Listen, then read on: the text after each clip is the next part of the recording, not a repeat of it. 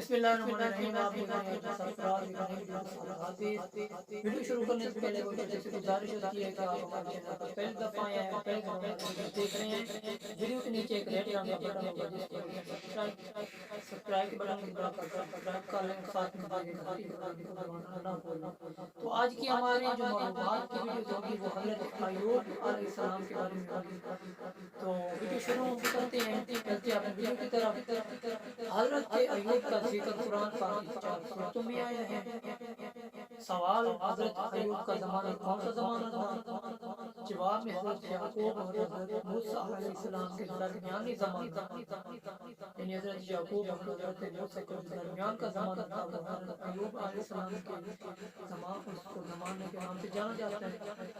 حضرت ایوب کہاں رہتے تھے؟ روایات کے مطابق شہر حوض مشرقی فلسطین میں رہتے تھے۔ لوگ کس خاندان سے تھے؟ حضرت اسحاق کی نسل سے چوتھی پشت میں سے تھے۔ حضرت ایوب بیماری میں کتنا عرصہ رہے؟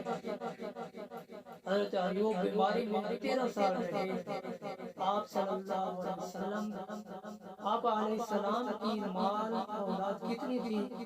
آپ کی اولاد کثرت سے تھی، مویشی بھی بے شمار تھے۔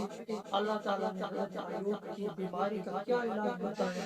فرمایا زمین پر لات مارو، یہ چشمے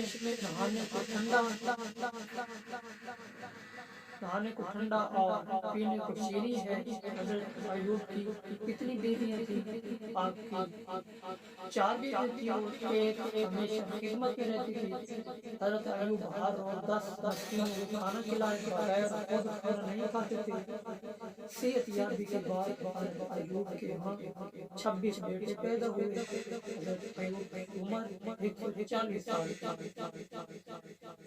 تو آج کی ویڈیو میں بس اتنا ہی، یہ تھی حضرت ایوب علیہ السلام کی معلومات۔ تو ملتے ہیں نیکسٹ ویڈیو میں، تب تک اپنا خیال رکھیے گا۔ فی امان اللہ۔